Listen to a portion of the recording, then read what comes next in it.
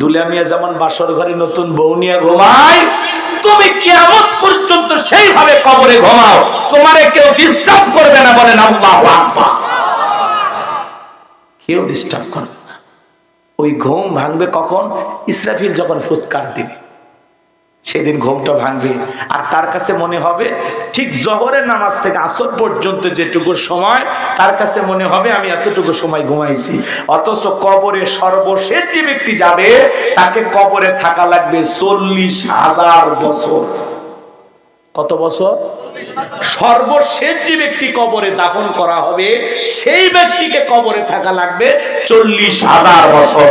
এই পৃথিবীর জমিনে সবচাইতে বেশি কবরে দীর্ঘ সময় যিনি থাকবেন, তার নাম হলো হাবিল, আদম আলাইহিস সালামের সন্তান। এই হাবিল হলো পৃথিবীতে সবচাইতে বেশি কবরে থাকা ব্যক্তি। মানে তার চাইতে বেশি আর কেউ কবরে থাকতে পারে না, কারণ প্রথম এই পৃথিবীতে তিনি মারা গেছেন, তাকে হত্যা করা হয়েছে, ভাই হয়ে ভাইকে হত্যা করছে। ওই ইতিহাস নাই বা বলি, কষ্ট হচ্ছে আপনাদের? তাহলে বাজান, আপনাদের পা দুটো আগায় দেন, আমি দুটো পা ধরে বলে যাই বাজান, এখনো একটু থেমে যান না। অনেক তো হয়েছে জীবনে, অনেক তো অপচয় সময় নষ্ট করছেন, অনেক তো হই হুল্লার করলেন, অনেক তো আড্ডা দিলেন, হয়েছে না? একটু থামেন, আখিরাতের জন্য একটু কিছু করেন, পরকালের জিন্দেগির জন্য একটু কিছু করে যান। তখন যা হা উতাস করে লাভ নাই। আজকের এই গোলাম রব্বানির বয়ান, আলেম ওলামাদের বয়ান ভালো লাগে না। হুজুরা কই গেলে আমলের কথা কয়, হাত তুলে 5 ওয়াক্ত নামাজের কথা কয়। আরে ভাই, আমি পড়মু কিনা না পড়মু, হুজুরের কি এত দায় কেন? এই কথাগুলো বলতেছেন না। আমরা তো আপনাদেরকে জান্নাতে নিয়ে যেতে চাই। আমরা চাই আপনি নেক আমল করে জান্নাতি মানুষ হয়ে মৃত্যুবরণ করেন। যে পায়ে ধরে হাতে ধরে টাকাগুলো চাইতেছি, এই টাকাগুলো যখন কিয়ামতের ময়দানে আপনার আমলনামায় আল্লাহ নেকি বানায়া পাহাড় সমপরিমাণ বানায়া তুলে দেবে, তখন বলবেন আল্লাহ আমি এত ভালো কোচ করি নাই।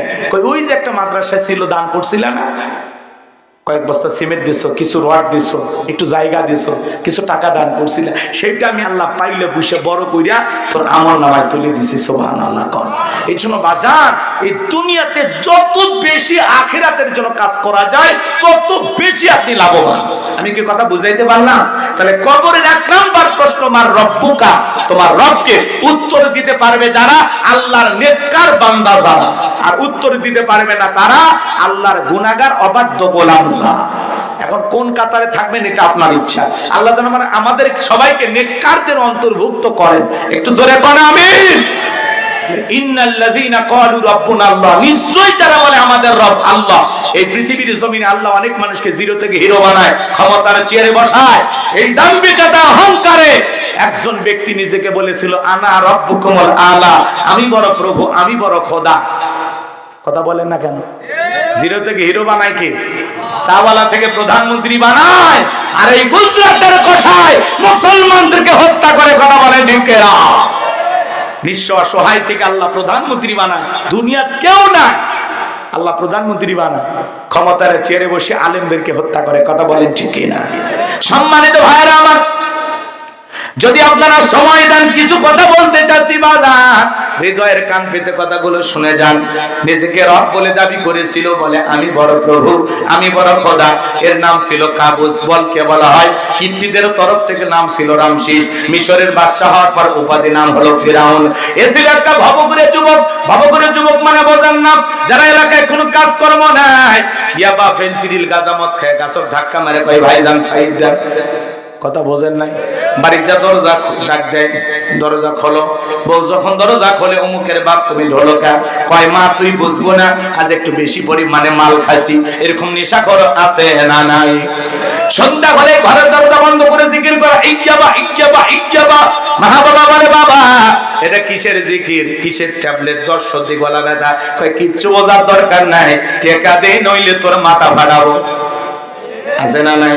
হে যুবক, তোমরা যারা নেশাদ্রব্য পান করো, মনে রাখবা যারা শরাব পান করবে, যারা দুনিয়াতে মদ পান করবে, তাদের জন্য জান্নাত হারাম, জান্নাত হারাম। এখনো সময় আছে যুবক, নেশাদ্রব্য ছেড়ে দাও। ইয়াবা ফেন্সিডিল গাঁজা মদ কোনো কিছু খাওয়া যাবে না। যারা নেশাদ্রব্য পান করে, সমাজের মানুষ তাদেরকে টোকাই, বলে ও ভালো স্বামী হতে পারে না, ভালো বাবা হতে পারে না। একজন নেশাখোর সন্তান একটা পরিবারের জন্য অভিশাপ। কথা বলে আপনাদের এলাকায় আছে এগুলো? ছেলে পেলে ভালো, এদিকের ছেলেরা খায় না, সিরাজগঞ্জে এগুলো নাই গো। রাগ করতেছেন? এ যুবক, ওই ইয়াবা ফেন্সিডিল গাঁজা মদ না খাইয়া ওই টাকা জমাইয়া বউরে প্রত্যেক মাসে একটা করে 3 পিস কিনে দে, কিছু না হোক অন্তত 12টা মাসে 12টা বাসর রাত পাইবা। কথা কোন ঠিক কি না? এজন্য যুবক, কারা কারা আছো জানি না যুবক, কিন্তু তোমাদের কাছে আমার একটু অনুরোধ, হাতটা তুলে কি বলতে পারবো, হুজুর জীবনে কোনোদিন মাদক সেবন করব না, হুজুর আমি মদ খাবো না, ইয়াবা ফেন্সিডিল খাবো না, হুজুর পারবেন নাকি? কে হাত তোলেন তো দেখি, পারবেন? আলহামদুলিল্লাহ, আল্লাহ আমাদের নেশা মুক্ত জীবন যাপন করা তৌফিক দান করেন, মাদক মুক্ত আমরা সমাজ করতে চাই, আল্লাহ কবুল করেন, জোরে বলেন আমিন। এইবার শোনেন, এই ভবঘুরের যুবক কাবুস নামের ফেরাউন চলে গেল মিশরে, যার সর্বপ্রথম হলো তরমুজের ক্ষেতের লেবার।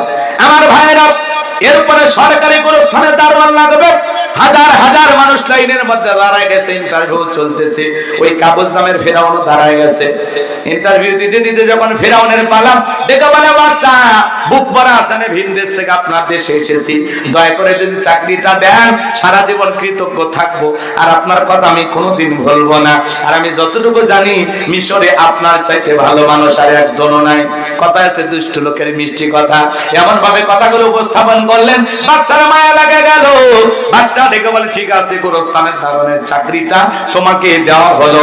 ওই কাবুস নামের ফেরাউন যখন গোরস্থানের দারোয়ান হয়ে গেল, ভাইরা আমার, ও তখন চিন্তা করলো মাসে মাসে বাদশা বেতন দেবে, ঠিক আছে, কিন্তু এই টাকা দিয়ে আমার চলবে না। এইবার গোরস্থানে লাশ যারা দাফন করতে আসে ওদেরকে ডেকে বলে একটা করে দিরহাম দেওয়া লাগবে, না হলে আমি লাশ দাফন করতে দেব না।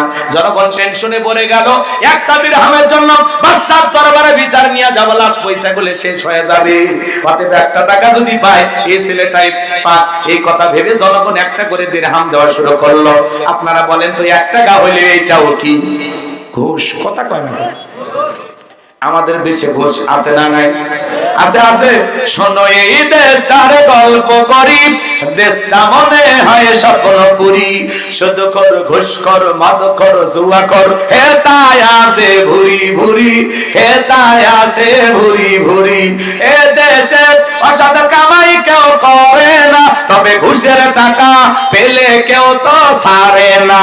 টেবিলের নিচে দিয়ে হাত বাড়িয়ে কালো টাকাটা নেই সারিয়ে, টেবিলের নিচে দিয়ে হাত বাড়িয়ে কালো টাকাটা নেই সারিয়ে, করছে ওরা বড় দেশের চুরি, করছে ওরা বড় দেশের চুরি। শোনো এই দেশটার গল্প করি, একটা ছেলের চাকরির জন্য 10 লাখ 15 লাখ 20 লাখ টাকা পর্যন্ত ঘুষ ওপরওয়ালা দেওয়া লাগে। ওপরওয়ালা বলতে কি, ফেরেশতা এসে নিয়ে যা। এদেশের সিয়ের টেবিল পর্যন্ত ঘুষ খায়, কথা বলেন ঠিক কি না? আছে না নাই? আমার ভাইয়েরা, লম্বা করার কোনো সুযোগ নাই, বাজান যে কথা বলতে চাচ্ছিলাম, এইবার গোরস্থানে লাশ দাফন হয়, আর ফেরাউনের পকেটে টাকা ওঠে। আল্লাহর খেলা বোঝা বড় দায়। ওই জামানায় একটা মহামারী দিল, নাম হলো ডায়রিয়া, কলেরা।